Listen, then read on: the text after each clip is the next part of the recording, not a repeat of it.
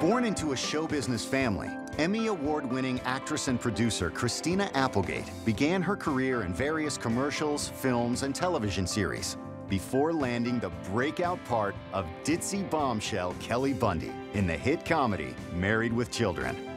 The 11-year role catapulted Christina into superstardom, and more recently, she's found success on both big and small screens. Christina and her husband, Martijn Lenoble, are parents to 2-year-old Sadie and live in Hollywood, California. I was born here in Los Angeles, and I grew up in Laurel Canyon. My mom and dad separated when I was about 5 months old, and he moved up to Big Sur, so I grew up with my mom. My dad and mother split up when I was so young. I didn't get to spend the kind of time with him that I think either he or I would have liked to have spent. But since I've had Sadie, he's spent a lot more time down here, which has been really nice. You know, we're bonded because of blood, but we're also bonded because I'm part of him and part of his personality. I know my grandfather's first name. His name is Paul Applegate. Now, my grandmother, I never met. We know she died young, and my father never knew her. I want to know why my grandmother couldn't take care of him. Not just because of her age. There has to be another reason. He's heard rumors of how she died, and it's pretty awful, but I want to know if it's true. A couple years ago, my sister was able to locate my father's birth certificate. She was able to get it through records in New Jersey, and on that, we learned his mother's name, Lavina. Before that, my father did not know his mother's name if you asked him. I think I want to go on this journey because I've watched my father be in a lot of pain of not knowing who he is and having to make up stories in his mind in order to cope with whatever memories he's pushing back. I don't know if it's great to live a life that long with not knowing who you are. Today, my father is driving down from up north in Northern California. Hey, Dad. Hey, Pumpkin, how are you?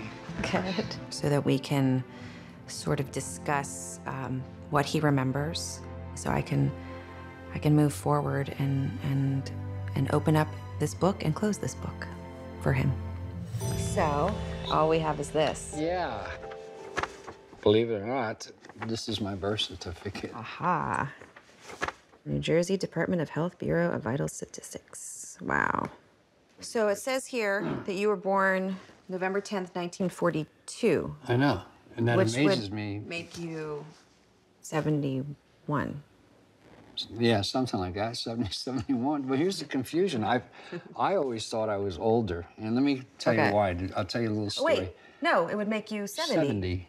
Oh my God, of course, because I was born, I'm sorry. Yeah, well, math has never been one of our great subjects. Not.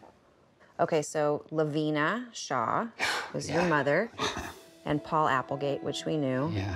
Is the mother married to the father? Yes. Okay. And the address is 522 Market Street, Trenton, New Jersey. Yeah.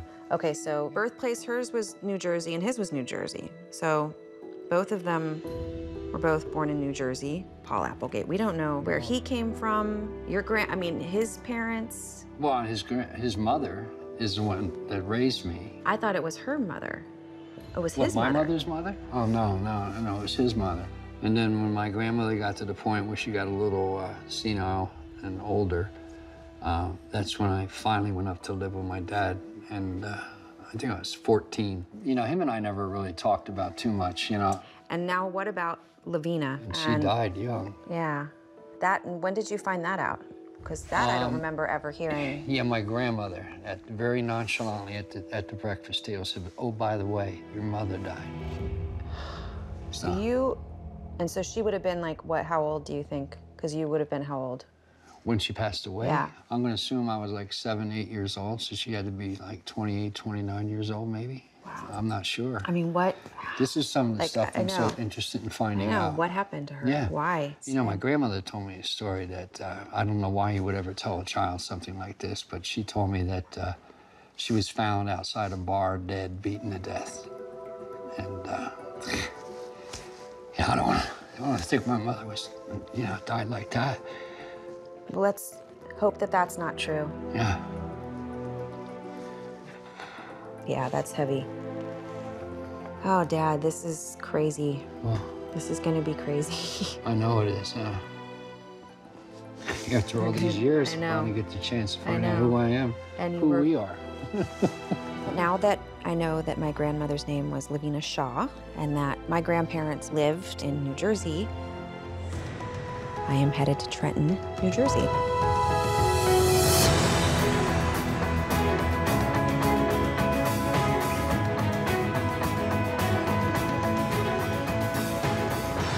I am hoping to find why my grandparents, Paul and Lavina, made the decision to have my father live with his grandmother.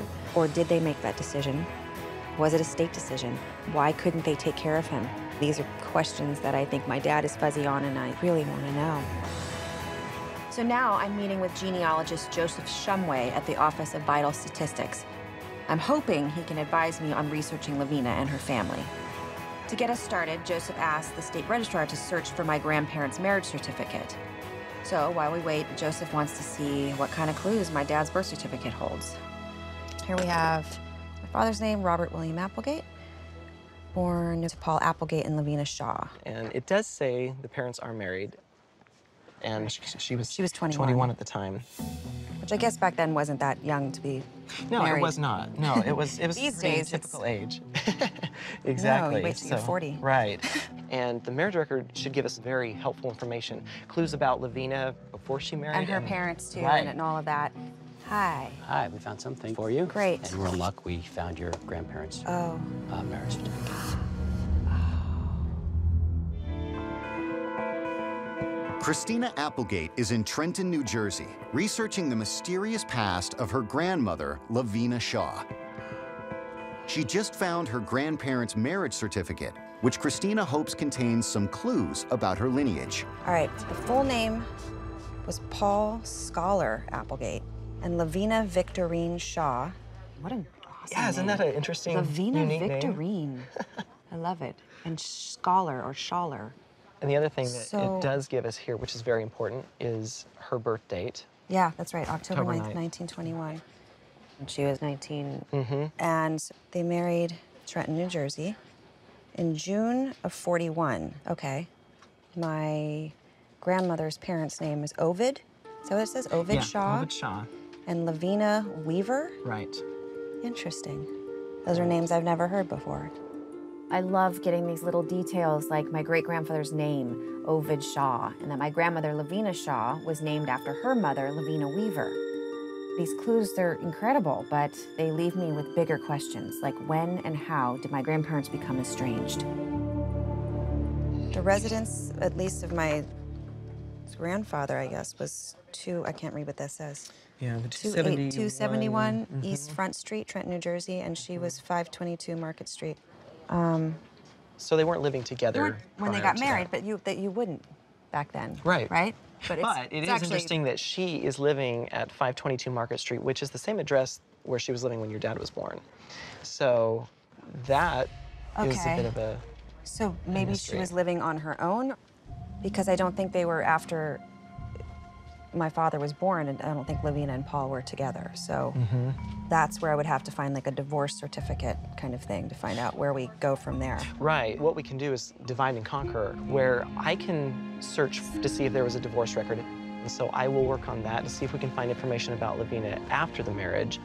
What you can do is, with the new clues that we have here, it would be helpful to find out more information about Lavina before she married, because if we learn more about a person's earlier life, we can gather clues that maybe help us understand their choices better. And I would suggest making the next stop the Trenton Public Library, which is a great resource for local Trenton history.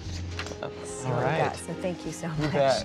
So the marriage certificate was a great wealth of information just to know my grandmother's parents' names, but it doesn't explain the question, which is what happened to Lavina? Where did she disappear to? Why was she not in my father's life? So while Joseph is searching for court documents about my grandparents after 1941 when they married, He's sending me to see Kimberly Matthews, who's the director of the Trenton Free Public Library, so I can begin to investigate Lavina's early life. Even though it's a total long shot, Kimberly suggests that we try to find a mention of my grandmother in the local papers, so we're starting with the Trenton Evening Times. Since we're looking for that time period, maybe a little bit before your grandmother was born, let's go ahead and put in, let's say 1918 to 1941. All right. There we go. An engagement notice. 1919. Okay. So there we have your great-grandparents. Wow. Oh. That's so beautiful to see that. Wow, that's Ovid. What a handsome guy. Yeah. He looks like my dad. Looks a lot like my dad. And look at you, Lavina. My great-grandmother. All right, amazing. Wow. All right, what's this about? 1934. Uh-oh. Lavina and Delilah Shaw. Oh my gosh.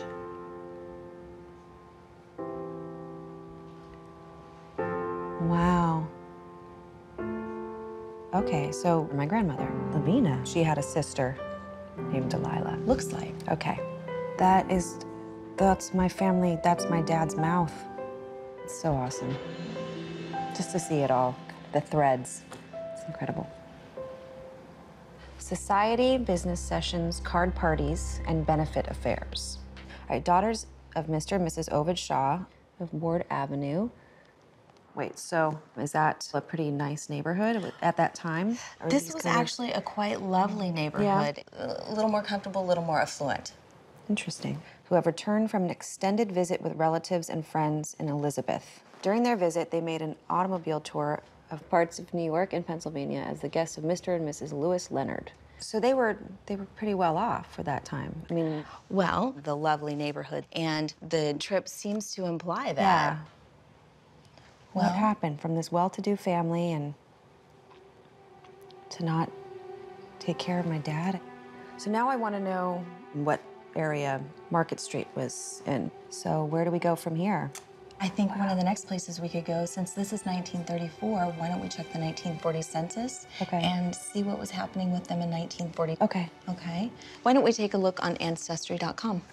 What a trip. All right. Lavina Shaw. Birth year, 1920. 21. Trenton. And then that's it? Yep. Okay, so here we go. Okay, so there's the Shaw family. This is when they lived on Market Street. Okay, so Market Street was her parents' house. My grandmother was 18. Also, here's an interesting column, which is weeks out of work. And so she's... now, if we glance up, your great-grandfather was out of work for 12 weeks. Wow. So it sounds like maybe things are becoming a little more difficult. Okay. So let's talk about this column right here. Okay. These are the last grades attended. Okay. So 8th grade for my grandmother. Yeah. Okay, so that's it. After 8th grade, she was out of school. Right. Now, why? In an urban setting, it was actually more the average that they would go to about the 11th and a half grade. But by the time you've hit into the 40s now, the Depression has been here. Everyone is struggling. So not getting past the 8th grade, that was common to some degree for families that were struggling. As soon as the children became able to bring in another income into the household, they would have wanted them to do that. But now at this point, nobody's bringing anything into the household. Doesn't appear so. It makes me sad. So it wasn't what, looking at this family, thinking of Lavina living in this sort of well-to-do family, this was not what she was a part of, which explains a lot. What happened to you, Lavina? Where did you go? Where did she drop out? What What I find really interesting is that Lavina remained at this address, 522 Market Street. She was there when she got married to my grandfather. She was there when she had my father. Paul and Lavina, from what it seems, never actually lived together. So what happened there? This is the big mystery. Why were these two people not together? Why did they not have their child? I really hope to find that out. Christina Applegate is in New Jersey, investigating her grandmother Lavina's unexplained past.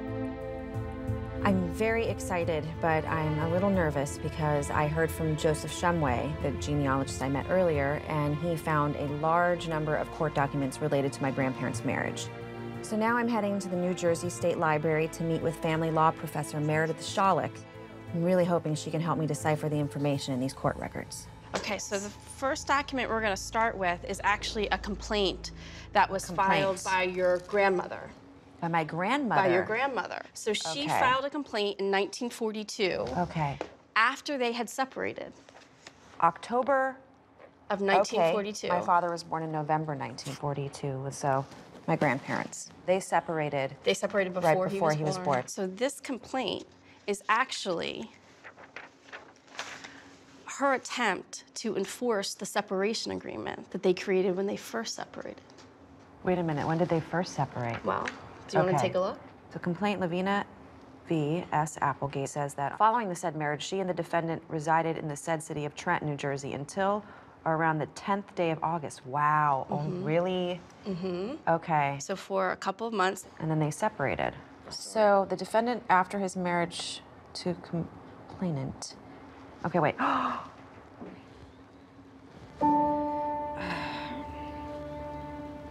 Began to treat her cruelly and brutally, accusing her of immoral acts, charging her that she was guilty of adultery, by reference calling her vile and indecent name. Oh, God, Grandpa. And on various dates struck and beat her.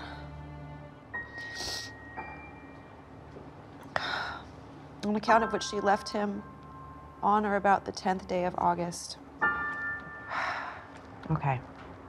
In October 1941, defendant left the city of Trenton and took up his residence in Wilmington, Delaware. Yes. So my grandpa left.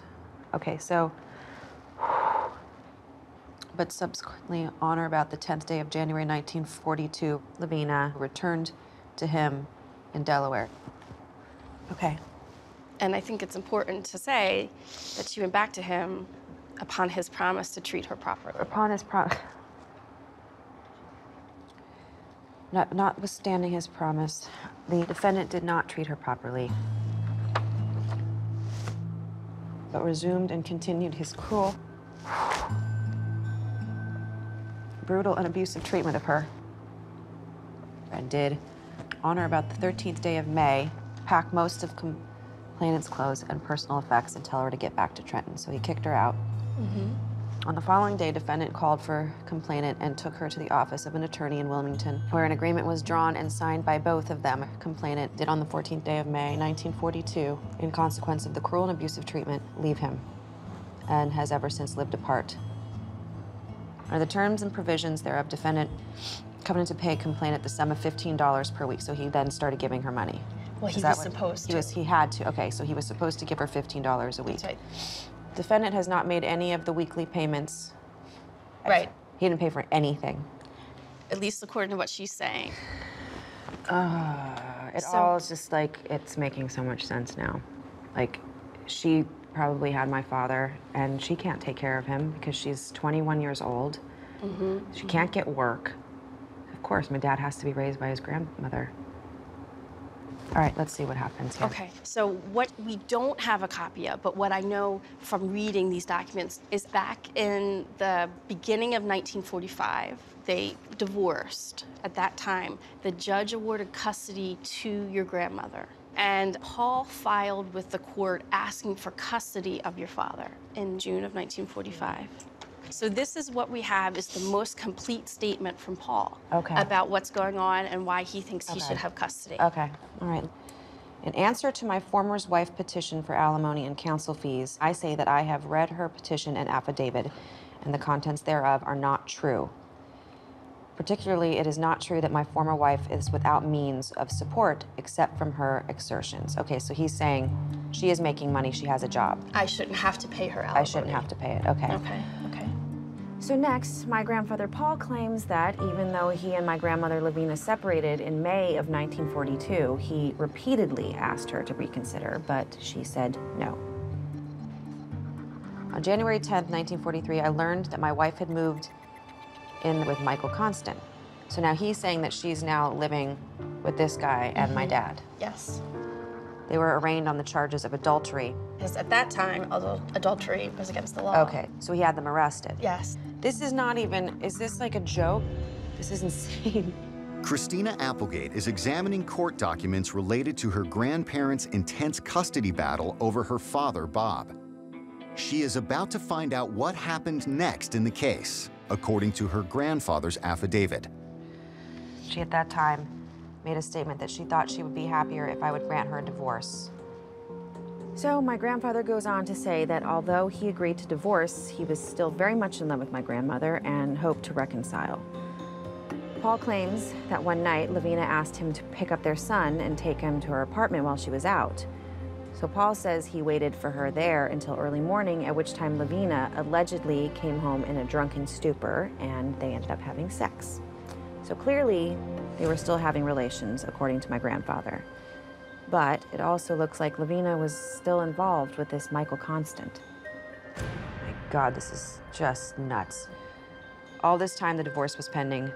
Finally, the hearing came on after I refused to support her. She accepted the money from me, the support for my son. So child support, no alimony. All right. So these are the exhibits that attach to it. And then this is the doctor note. Okay, to whom it may concern, this is to certify that I treated Robert William Applegate for pneumonia. It was also my opinion that he was suffering from malnutrition. Malnutrition. I'm just angry at these two people. I'm so angry at them. Okay. Okay. All right, let's see what's going on with her. So this is Lavina's side. This is Lavina's side to the whole thing. That's right. June of 1945. So Lavina refutes Paul's accusations, claiming that she never did live with Michael Constant. Then she alleges that my grandfather was always drunk and threatening, and that he never contributed to their baby's welfare. She asserts that she was a good mother, that she's never been in a drunken stupor, and that in my dad's 2.5 years of life, the bout of pneumonia was the only time he was seriously ill. Okay, but the doctor also said he had malnutrition. And she's saying that she always cared for okay. I never left the baby alone. And when for any reason I was obliged to go out, I placed him in the care of my mother or Mrs. Ann Graham, who occupies the apartment above. Okay. She included statements from Ann Graham. This is her neighbor and landlord. This is all? Right, sort of background about who she is. She's a good tenant. She's never had any disturbances. She's always paid her rent. There's never been any man in her apartment that stood there overnight. In fact, I've never seen any other man there except for Paul Applegate. I know that Mrs. Applegate idolizes her baby and that she practically lives for him. The baby has a sweet disposition and as healthy as babies come. What's interesting to me, though, is in her rebuttal, she never makes mention of the abuse anymore. Wouldn't you think that if you were trying to win a custody battle, that you would say, this guy is an abusive, beat me to a pulp alcoholic? That's interesting. Because if it was me, I would, you know what I mean? Let's skip on. Okay, this is the last court document we were able to find, okay? All right.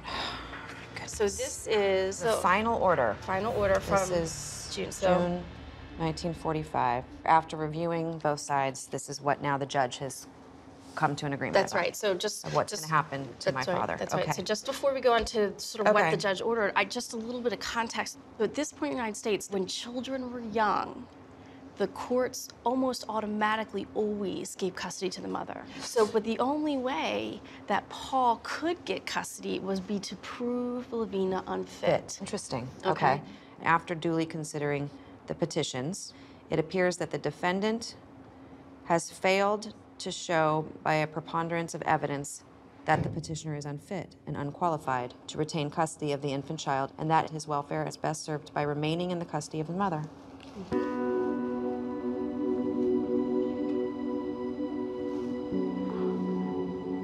He's going to continue to live with his mother. He said he never knew his mother, and yet he lived with her for all of these years. Okay. Well, at least until this was signed. Right. This is about, he's about 2.5. Because maybe she is completely unfit, and they have to take him away from her. Okay. Unfortunately, this is the last court order that we were able to find. But I want to know how he ends up at his grandmother's. I would love to be able to tell you right now, here's a court order from 1947, and this is what happened, but unfortunately, we don't have that. And there could be lots of reasons why there aren't any other court orders. You know, they could be lost, it could have been a private arrangement. The other thing is that Lavina may have passed away, and that could be why custody was changing at that point. That's what happened. So do you know when your grandmother passed away? Okay, my dad said he was probably around 8. So I think that we can go next door to the state archives, and I think we might be able to find out when your grandmother passed away if there's a death certificate. Okay. All right, so let's do it. how about we go next door? I think I knew coming in that there was something that was going to be relatively undesirable, but I don't think that that prepared me at all for what I found out. It's hard to really be attached to one side of the story or the other side of the story. And I don't want to think ill thoughts about either of these people, but, you know, I do. And it's sad because those are my grandparents. Christina Applegate just learned that her grandmother retained custody of Christina's father after a contentious battle. Eager to provide closure for her dad, Christina now hopes to finally find the truth behind her grandmother Lavina's uncertain death. To give us a jump start, Meredith called ahead to Joe Klett, who's an archivist at the New Jersey State Archives. She asked him to see if he can find a death certificate for my grandmother, but since she may have remarried, we asked Joe to look for a Lavina Applegate, Shaw, or Constant. My dad says he was about 8 when he was told Lavina died, so Joe's looking for death certificates from around 1950. Okay. We were able to find a Lavina Shaw. I don't know if that's the right certificate. We didn't find anything under the other names. This is it. This is her because this is 522 Market Street. 522 Market Street. So date of death, February 18th, 1946. Okay. But wait a minute, what? So, oh, this is her mother. Yeah, because there's Jacob Weaver. Oh, yep. She's a Weaver. Okay. So this is all we got. Well, it did say that she died in 1946. So that was soon after the custody battle. Right. And I'm remembering Lavina said that her mother used to watch Bob for her a lot while she was working. So maybe now her mother has passed away.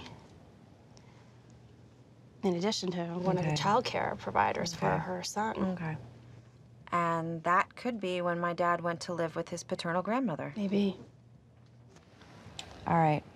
What does this mean for me here? Maybe we should look online to see if we can find maybe any newspaper articles or something, you know, involving her name and see, you know, maybe we can hit something there. Okay, let's do that. Okay. Why don't we do newspaper archives for New Jersey? I think maybe we should search by just her first name because her first name is so unusual. Yeah. Okay. Okay. And then let's see. Let's do died. 1955. So let's click on that and see if that first one gives us anything. No. Walton. Lavina Walton. Oh my God. Mrs. Lavina V. Walton, age 33, died at her home yesterday after a brief illness. She was the wife of Charles Walton.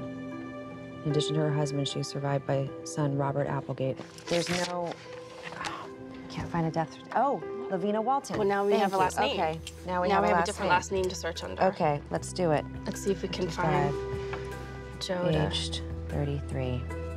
She was Did you married find some new information? Yes, we did. We want to look under a Lavina Walton. Walton. Mm-hmm. And what's the date of death? 1955, April 1st. Okay, well, we'll see what we can find. Okay, thank you. Great, thanks, Joe. So does 55 match up with about when your dad has a memory of? No. 55, my dad would have been 13. 13. But he says he lived with his grandmother the whole time before that. So his mother dies when he was around 13. And I know he went to go live with his father when he was 14. Was he, like, still living with her? Or... But no, he swears up and down it was his grandmother. He's with his So grandmother and his most of the time. aunts. Yeah, yeah. I don't know, maybe this will open something up for him. Maybe. I think we found your certificate. Oh my goodness, okay. Oh my God. Lavina Walton died March 30th, I guess, 1955. Okay. She died of pulmonary tuberculosis with effusion and cirrhosis of the liver due to chronic alcoholism.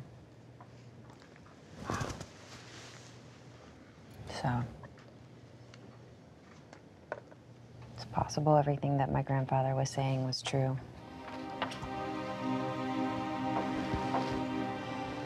Okay, she was buried. Okay.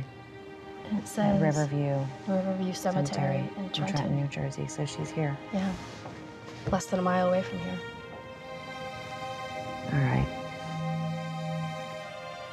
Guess we gotta go check her out, huh? Ay, ay, ay. Well, I know it wasn't all the answers that you wanted, but I No. think it gave you, I know that we can't find the whys, unfortunately. but at least, you know, my father can know that her death wasn't something, you know, brutal, and that she just died of a disease. She died of a really bad disease. All right, thank you so much. Well, it was really great to meet you. Nice to meet you, too. It's a sad story of a woman who had to be sacrificed because of this disease. It can destroy many families and consequently lines of people after that. And, you know, my father has lived his life thinking that it was something really horrible that happened to Lavina. So it's really unfortunate. And it's very possible that when my great-grandmother passed away, my grandmother had to give him up because she couldn't take care of him. I mean, that's what I feel like happened, but I will never know. But it's been worth it for me to see who these people are, and really, at the end of the day, for me, the lesson of who my father is, you know, and to have a deeper understanding and a deeper love for my dad. That's why I'm here.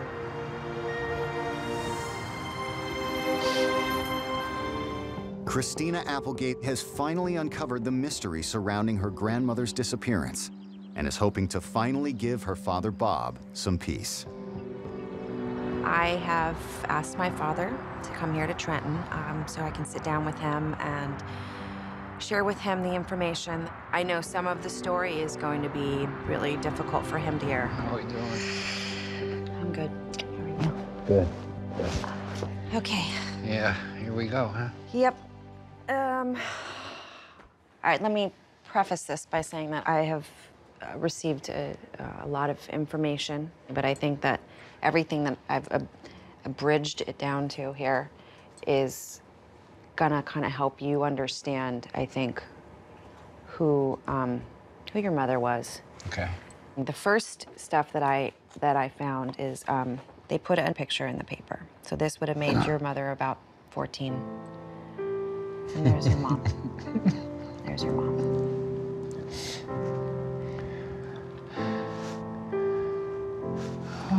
I know.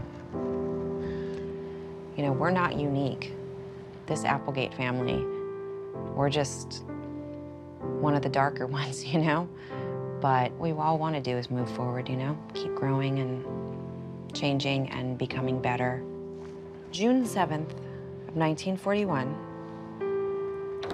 your parents were married.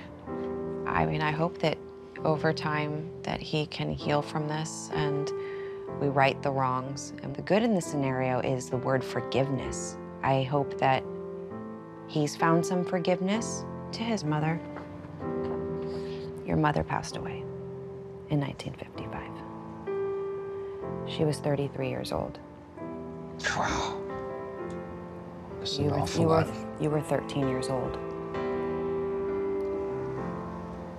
13? You were 13.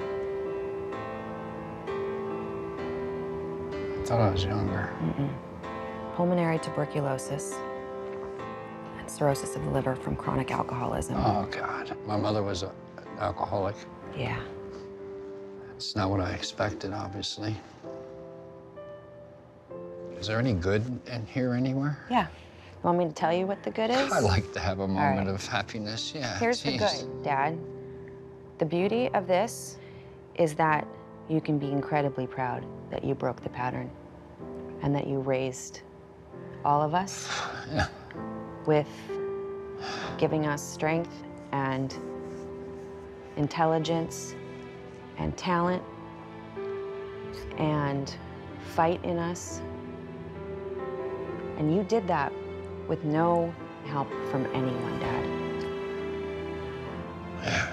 And that's pretty amazing. Thanks. That's how I feel at the end of this whole thing. This is the good part of the story. Well, that's good enough for me. Yeah. Thank you. You're welcome, Daddy. Wow. I hope that he has pride because he was given nothing to work with.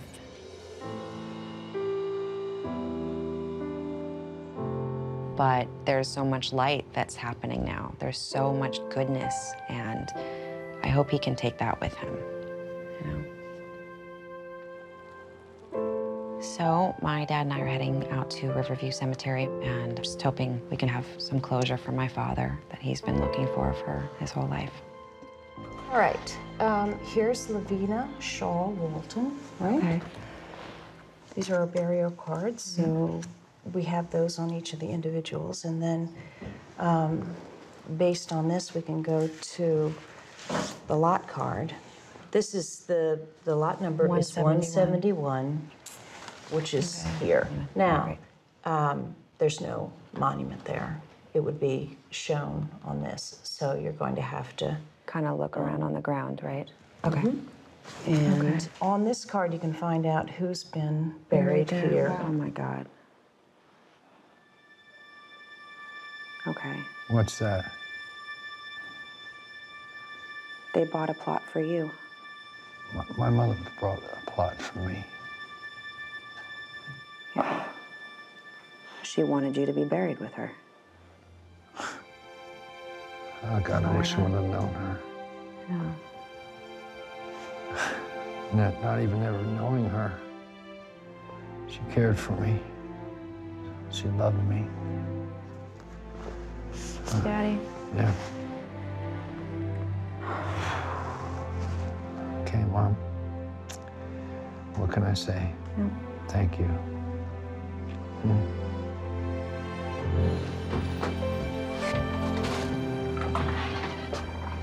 Okay, let's go find this.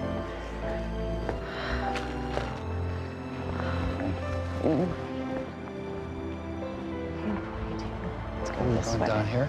Yeah, 171 is the one that we want 171. to see. Right here?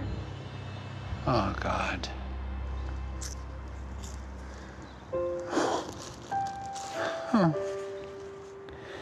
I'm gonna get you a monument, Mom. I promise you.